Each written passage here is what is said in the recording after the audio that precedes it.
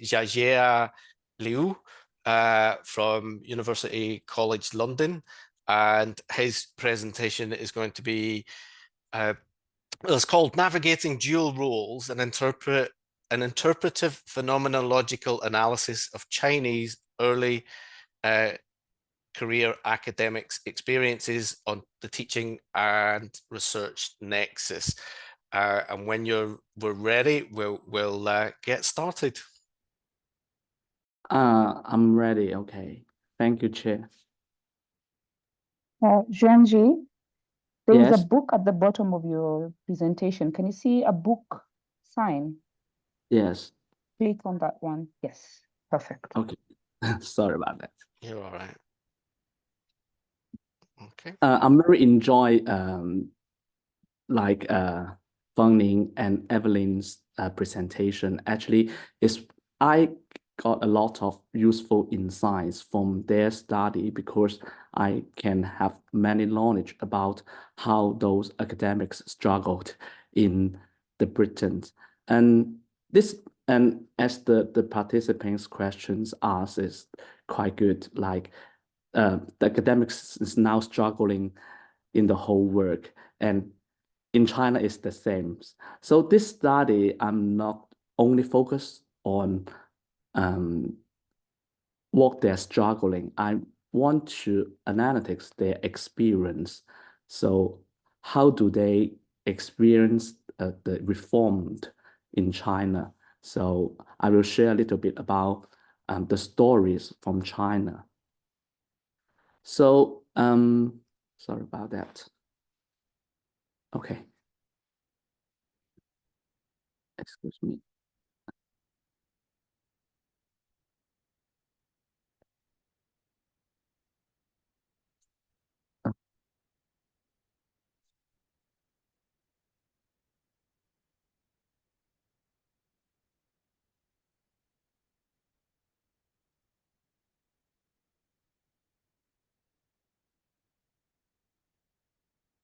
Sorry.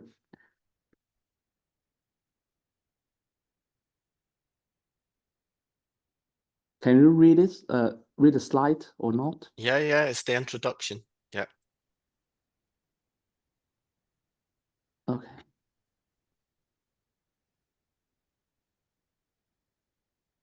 Sorry about that. Okay. So from the introduction part, sorry about that. I'm not quite usually use the Zooms. So let me do the introduction section first. So about the academic profession in China. In China, actually the academic profession in China, we call them the Golden Bolt. The Golden Bolt is like symbolized by their stability and the social prestige. So in the past, when you're being a professional in China, a teacher in university, it means that you have a very good social status, you can pay well. And actually we call the, we usually regard the university as danwei in China. That means that the organizer will take care of you the whole life. So in the past, we always regard that the academic profession, the university teachers, is like the job is like the golden bolt. So now the recent higher education reform in China is the governments want to break the golden bolt. So I will talk about this. We have now two systems, the old and new system in China.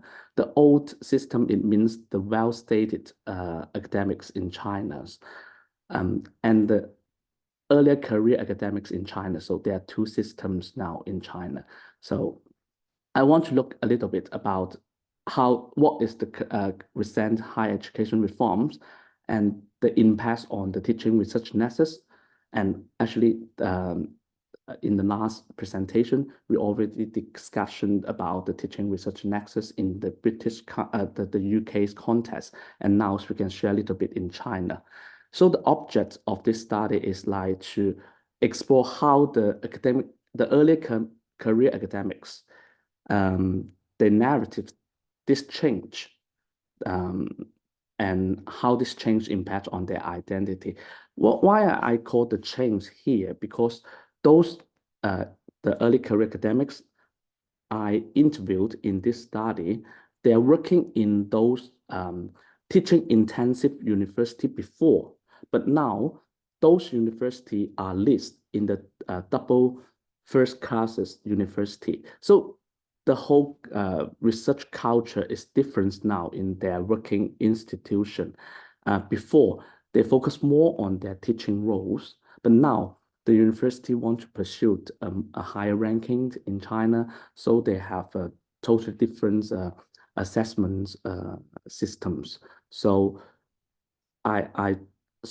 this change I mean here is now the university in transition. The transition is like from the teaching intensive before to now more research-centric university.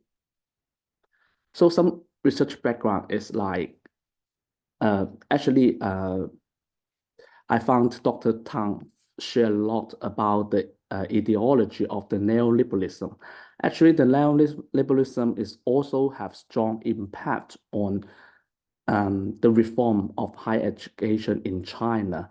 And the most symbol is like the managerialism in China now. Before we call the university Danwei, but now the university in China is more regarded as corporations. Those academics in the university is more like employees. So of course everyone's in the organization is employees, but I will share a little bit later. They identify themselves the employees only, not like teachers or researchers sometimes. So that reform is want to break the stability and break their job security actually, because they want to bring the competitions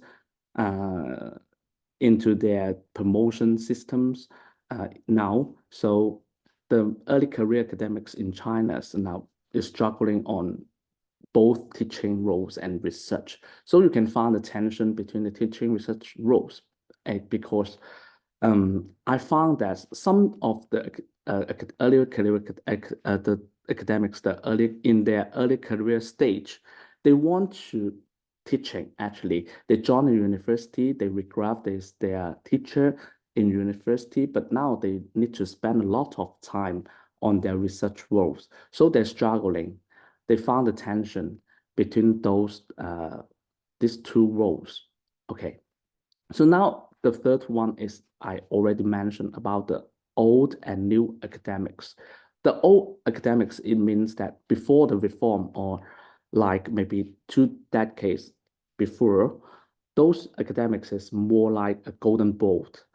Their job security is really high. And the university just can't like, they can't fire the academics from their job.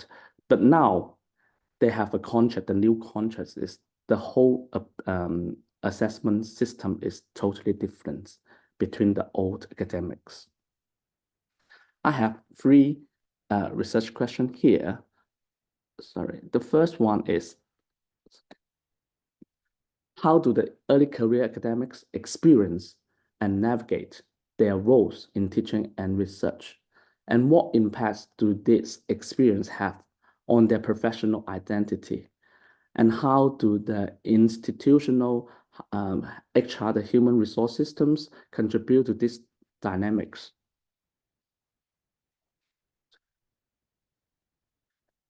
I talk something a little bit about the methodology section here. In my research, I use the IPA research method. Actually, I do the both. When I'm doing the data analytics, I use the theme analytics, and I also do the IPA, and I want to like compare these 2 different approach. What can I find different findings? But in this study, I would like to present today. I use the interpretative phenomenological analytics. This research approach, the data actually is data analytics approach, is more focused more on the individual stories. But at the same time, we also found that the collective themes emergence from their interpretation, but it's more focused on their own story, their own experience on one particular phenomenon. And I interviews like 25 social scientists, the early career academics in social science, and they got their degree and tenures in, not actually it's not tenure, sorry. They got their contract, their university contract in past 5 years. This is not a tenure contract. In China, it's like a teaching research contract, most of them. Actually, it's all of the 25 interviewees. They are just have their teaching and research contracts. It's not a tenure because they have a lot of requirement to fulfill. If they fail to do that, they get fired or they need to change their position to the administration position. So they have a lot of pressures nowadays. So the data connection is because this study is carried out during the COVID. So I used the online interviews approach to interview them. Just some quick findings I organized here. First is they experience the stratification in roles. The roles, it means they are teaching and research roles here. Yeah, and they navigating the dual roles challenge. And the third one is like the emotion and professional impacts they felt of the reforms. And the final one is like the institutional HR systems and identity formation, actually.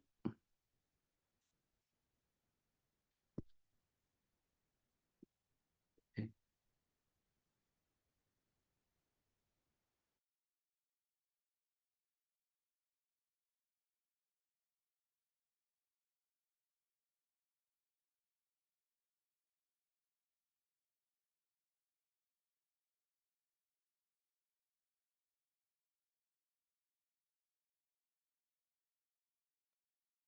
Hello? Are we frozen?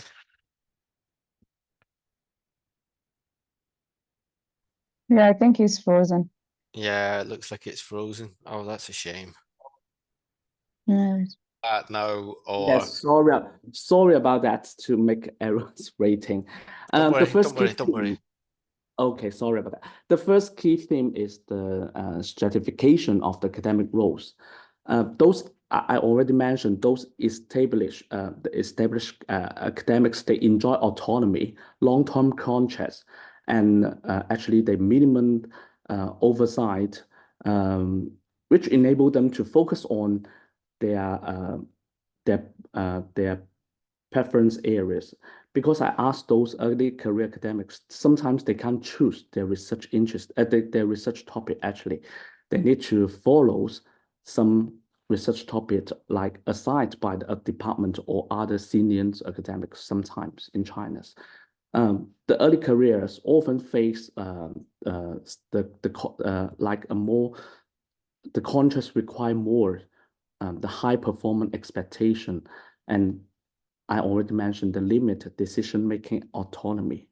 The second theme is like, the second theme highlights the tension about their dual roles. Sorry about it. Try to.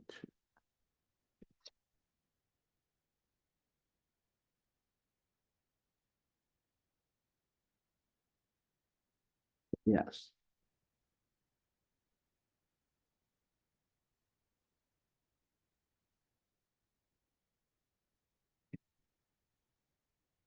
The early career academics, they described their struggle to balance the innovative teaching practice with the research output. I interviewed many academics. They choose to become a university teacher because they like to teach. But when they join the the university, they found that their research pressure is really high. And sometimes the assessment criteria is like they appreciate more on research. So sometimes they need to put their teaching roles behind the research.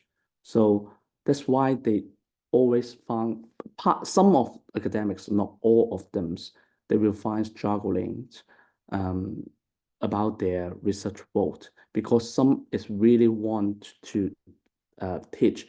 I found that actually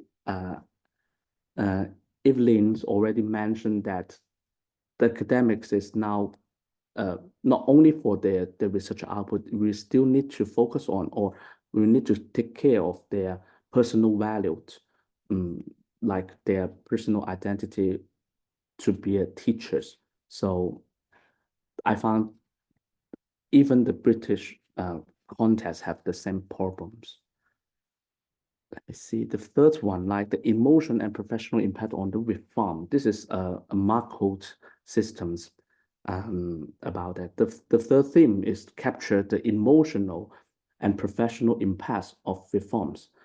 The participants frequently report that their feelings of stress, insecurity, and instability. But this is why our governments want to do that, because they just want to break their job security. They want to bring the competition into the higher education system. So I already found that from their interviews, all of my participants, they report that they feel insecurity, and which is often led them to redefine their rule, like to cope with these pressures.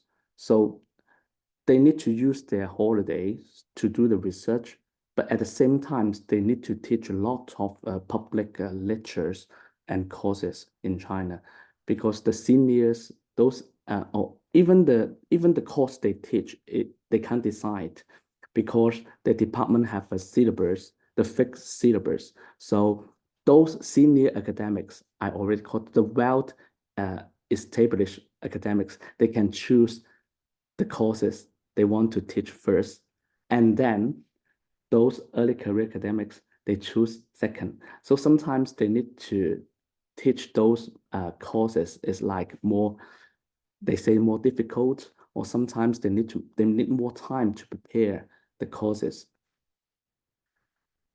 Last one is like the institutional human resource systems and identity formulation.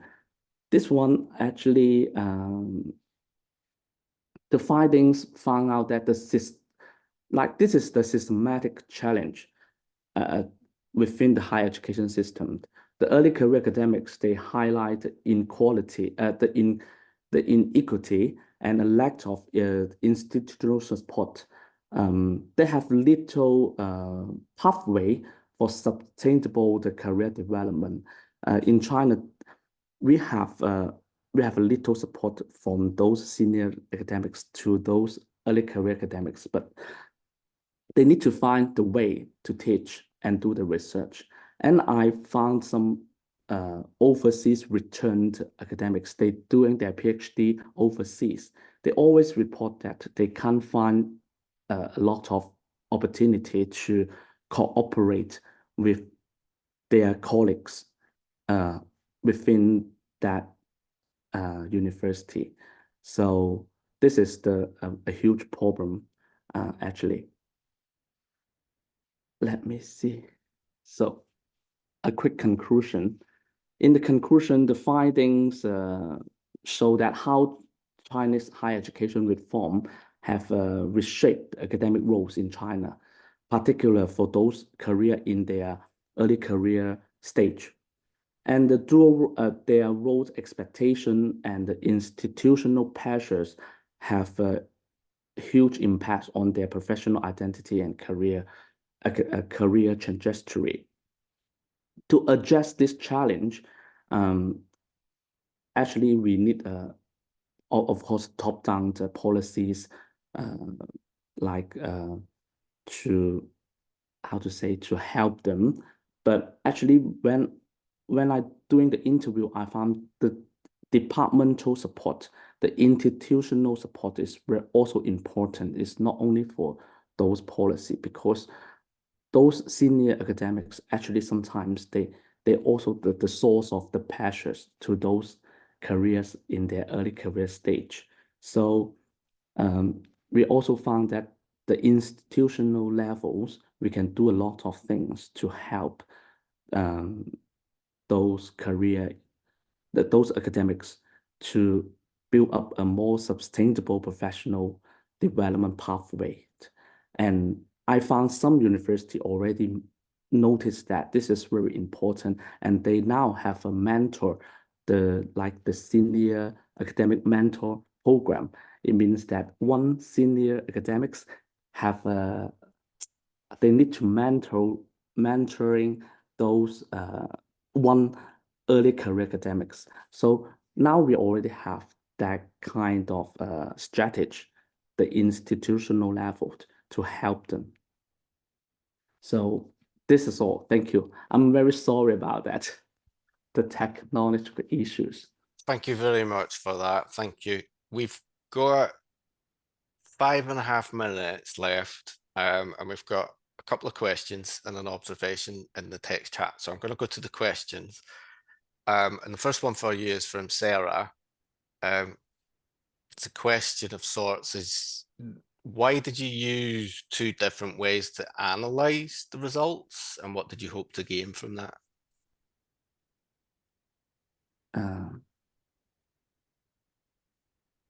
So excuse me, Yeah. Alice, can you?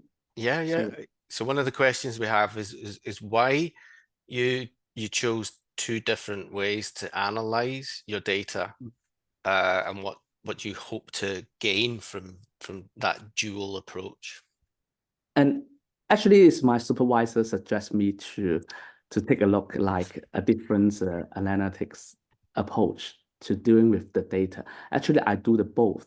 I found the theme. I found many like some methodological books or some papers. They use the theme analytics. So use the theme analytics. I already have another set of findings, but use the IPA is quite like a challenge for me to do that, because I need to get deeper from every individual's participant's story. I need to find out more from their interpretation.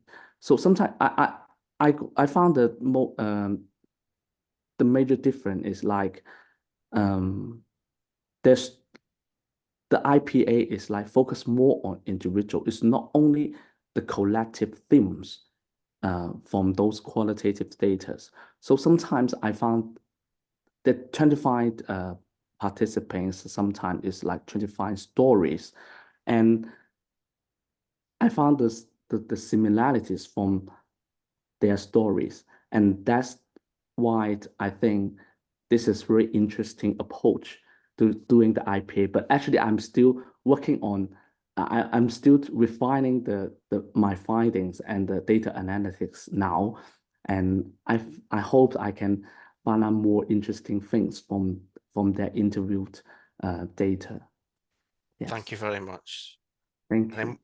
One quick question, we've got 3 minutes left, is from Feng Ling, and is the government's intention to break the golden bowl more from within the nation and the demands of the nation, or is it international pressure? I think both. The pressure is from the internationally and national pressure is both, because from in the international levels, the university announced is chasing the higher ranking position, and that pressures will deliver to national level. So the governments want to make their universities more like the performance, they perform better in those university ranking. The one way is like the research output. So you will find that a PhD student in China, they publish like 127 articles. I just read that news yesterday. So the research output become like the most important criteria for those researchers. So now I found that pressure is like delivery from the international levels to that national level, and then the national level to the individual, the institutional level, and the university they underpack the policy from the government, and they deliver the more specific pressures or the standard to all individual academics, especially the ECAs. Actually, those senior professors, sometimes they won't do that because their contract is different. They have a long-term contract already. Yes, thank you. Do you see those contracts, those established contracts? Do you think they will stay around, or do you think, as has happened here, I think in some instances they sooner or later they fade away, they disappear?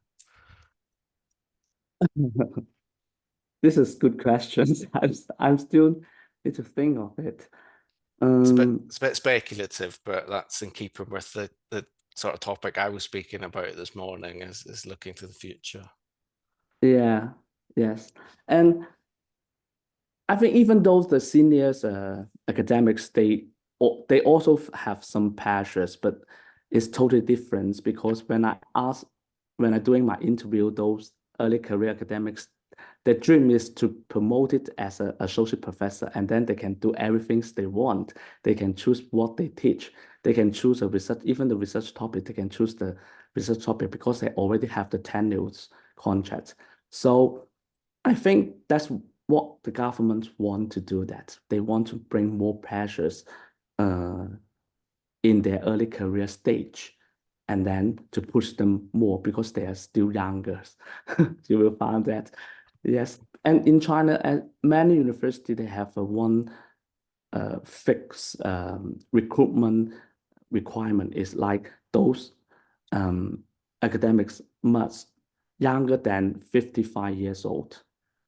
And this is the age discrimination, and I already found some researcher from those Nordic countries mentioned that, but in China it's very common things actually. That's brilliant. Thank you very much. I've just Thank you. got to wrap things up, but thank you to yourself, to Feng Ling, and to Evelyn, and also thank you to Winnie for keeping us on course with our IT and tech support. And thank you to everybody for joining us this afternoon. I hope you took a lot out of that. I think there's a lot in there that we can all resonate with, and lots for us to think about, and particularly in relation to the major themes of today. But thank you all very much. Take care and safe home, as we say in Ireland. Bye.